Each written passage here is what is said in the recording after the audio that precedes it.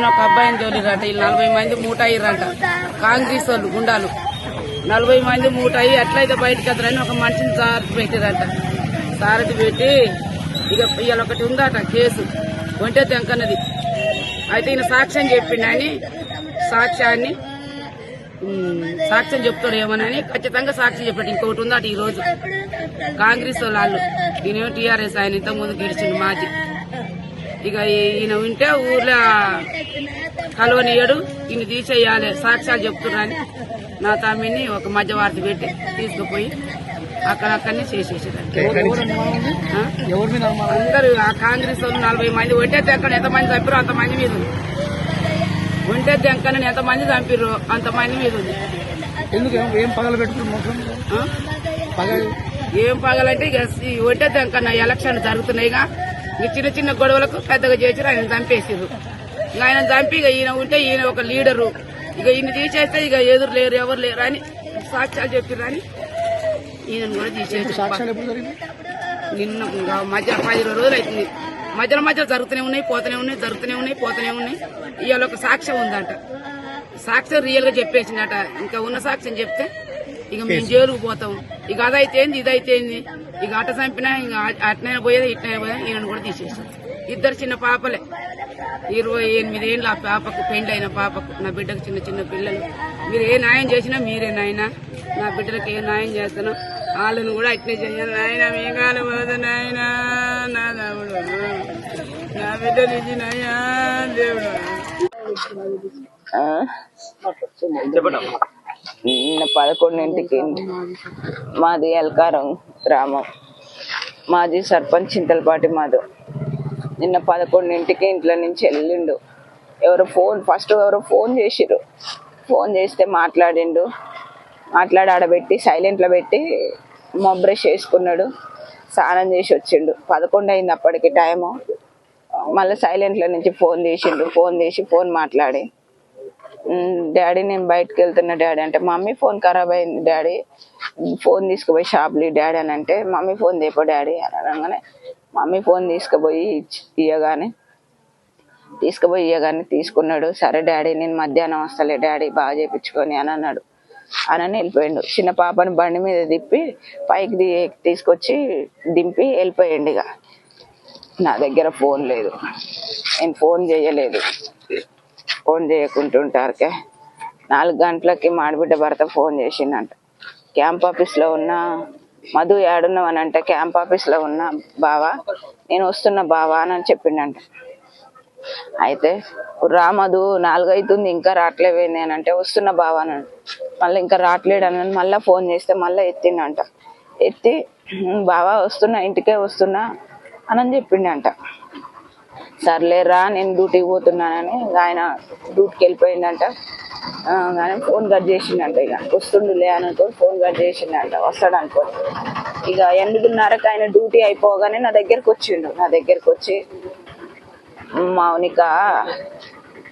మౌనిక దగ్గరికి పోయేసి వస్తానన్నట్టు వచ్చిండు. వచ్చి మౌనిక మధు వచ్చిండారా, మధు 4 గంటలకు ఫోన్ చేస్తే వస్తానన్నాడు, మరి ఎటు పోయిండ్రా ఏంది అని అంటే, నువ్వు ఫోన్ చేసినవారా అని అంటే, నేను ఫోన్ చేయలే బాబాయ్ నా దగ్గర ఫోన్ లేదు, ఆయన ఫోన్ తీసుకొని పోయిండు షాప్లో బాగా చెప్పిస్తానని తీసుకుపోయిండు బాబాయ్, ఇంతవరకు రాలే, మధ్యాహ్నం మీ దగ్గరికే వచ్చిండు అనుకున్నా అన్నానికి అని నేను అన్నా.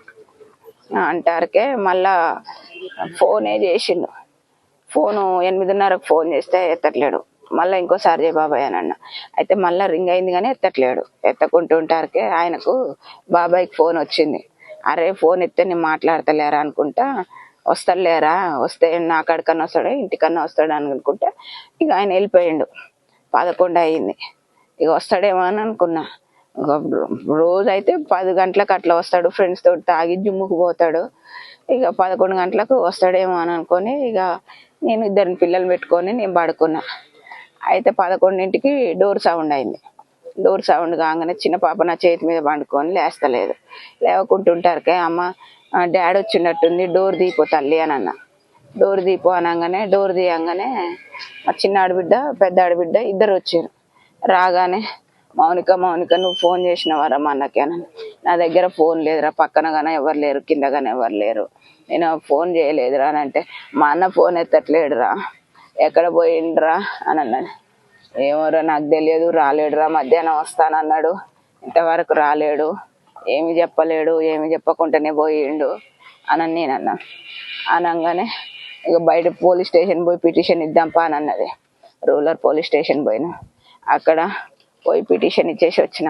పిటిషన్ ఇచ్చి మా ఆయన ఇట్లా మిస్ అయ్యిండు, ఫోన్ ఎంత చేసినా ఫోన్ లిఫ్ట్ చేస్తలేడు, 4 గంటలకు మాట్లాడిండు, ఇక తర్వాత ఫోన్ లిఫ్ట్ చేస్తలేడు అని నాకు అని పిటిషన్ ఇచ్చి, మీరు ఎక్కడమ్మా ఉండేది అని అంటే, మేము సూర్యాపేటలోనే ఉంటున్నాము, ఎన్ని సంవత్సరాలు అవుతుంది వచ్చి అని అంటే, 7 సంవత్సరాలు అవుతుంది సార్ సూర్యాపేటకు వచ్చి అని అనగానే, ఇక్కడ రూరల్లో వద్దమ్మా టౌన్లో ఇవ్వండి మీరు పిటిషన్ అని అంటే, టౌన్ పోలీస్ స్టేషన్ దగ్గర పోయి టౌన్ పోలీస్ స్టేషన్లో పిటిషన్ ఇచ్చిన. పిటిషన్ ఇవ్వగానే అర్ధగంట సేపటికి మళ్ళీ పోలీస్ వాళ్ళు వచ్చి మమ్మల్ని ముగ్గురిని తీసుకొని పోయి చూపెట్టిర్రు.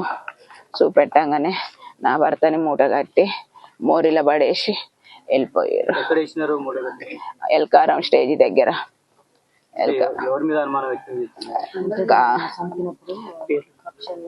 కాంగ్రెస్ నాయకులే. 7 సంవత్సరాల నుంచి ఉంటే దెంకన చచ్చిపోయిన కాంచి నా భర్తని స్కెచ్ చేసిర్రు వాళ్ళు, నా భర్తని చంపాలని. వాళ్ళు ఆ కక్షలతోటే ఇక ఇక్కడ ఉంటే బాగుండదు, 2 పిల్లలు అయినారు, మనం ఇక్కడ ఉండొద్దు, అనగానే ఉంటే దెంకన్న చనిపోగానే మేము ఇక్కడికి వచ్చి మేము బతుకుతున్నాము, సూర్యాపేటలో బతుకుతున్నాము. పేర్లు మిద్ద జీవను, మారుపల్లి సతీష్, కుంటిగొర్ల శ్రీను, కట్టబోయిన మల్లయ్య, మిద్ద కిరణు. అవి పాత కక్షలు. వాళ్ళు కాంగ్రెస్ నాయకులు. అప్పుడు టీడీపీలో ఉన్నప్పుడు టీడీపీ కాంగ్రెస్ వాళ్ళకు పడకపోయేది, అట్లా కక్షలు పెరిగి అట్లా చేసిర్రు నా భర్తని చంపారు. మా ఊర్లో నాకు తెలియదు, నాకు తెలిసి అయితే